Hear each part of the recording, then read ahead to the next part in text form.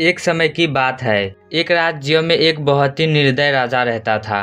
वो छोटी सी छोटी गलती पर किसी को भी मौत की सजा सुना देता था। एक बार एक चोर चोरी करते हुए पकड़ा गया। जब उस चोर को राजा के सामने लाया गया तब राजा ने बिना कुछ पूछे तुरंत ही उसे फांसी की सजा सुना दी। फांसी की सजा सुनकर चोर जोर जोर से ठहाके लगाकर हंसने लगा। चोर को ऐसे हंसते हुए देखकर राजा को बहुत आश्चर्य हुआ, क्योंकि फांसी की सजा सुनकर अक्सर लोग दुखी हो जाते हैं, रोने लगते हैं, दया की भीख मांगने लगते हैं, पर इस प्रकार हंसने वाला वो पहला इंसान था। राजा ने कहा, अरे मूर्ख, मैंने तुम्हें मौत की सजा सुनाई है, कल तुम्हें फांसी पे लटकाया जाएगा, तू इस प्रकार हंस क्यों रहा है? चोर ने जवाब दिया, राजन, मैं इसलिए हंस रहा हूँ क्योंकि एक हफ्ते पहले ही एक सिद्ध योगी ने मुझे एक दिव्य विद्या सिखाई थी, जिससे मैं किसी भी घोड़े को आसमान में उड़ाना सिखा सकता हूँ, पर मेरे मरने के बाद ये विद्या भी मेरे साथ चली जाएगी। ये सुनकर राजा को विश्वास नहीं हुआ।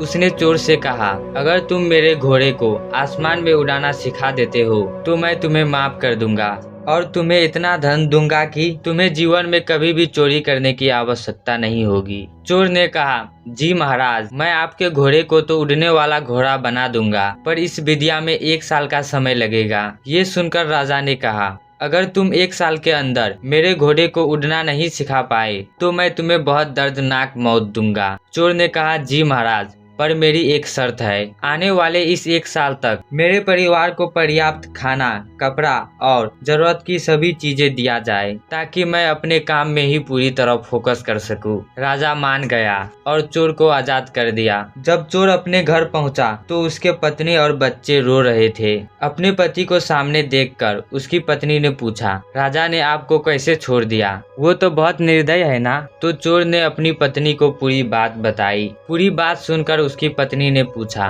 क्या सच में आप घोड़े को उड़ाना सिखा सकते हो? चोर ने जवाब दिया, नहीं। उसकी पत्नी ने फिर पूछा, तो फिर आपने राजा से ऐसा क्यों कहा? अब तो 1 साल बाद राजा आपको जरूर मार देगा। ये सुनकर चोर ने बड़े प्यार से कहा, मेरी प्यारी पत्नी, थोड़ा सकारात्मक बनो। देखो, राजा मुझे आज ही मारने वाला था, लेकिन मेरे पास अब जीने के लिए 1 और साल बाकी है। मुझे आने वाली इन 1 साल में 3 संभावनाएं नजर आती है। पहला, क्या पता मैं खुद ही किसी बीमारी या दुर्घटना से मर जाऊं। दूसरा, क्या पता राजा या उसका घोड़ा मर जाए, क्योंकि दोनों बूढ़े हो चुके हैं। तीसरा, जब राजा के हाथों मरनी ही है तो क्यों ना 1 साल बाद ही मरूं। मुझे सभी संभावनाएं स्वीकार है। अब धीरे धीरे समय बीतने लगता है। 11 महीने बीत जाने के बाद चोर भी घबराने लगा। अब वो रोज ईश्वर से प्रार्थना करने लगा कि हे ईश्वर, मेरी रक्षा करना, अब से मैं जीवन में कभी भी चोरी नहीं करूंगा। तभी दुश्मन राजा ने गुप्तरों के द्वारा उस निर्दय राजा की हत्या करवा दी और उस राज्य को अपने अधिकार में ले लिया। अब वो चोर आजाद था। उसने चोरी करना छोड़ दिया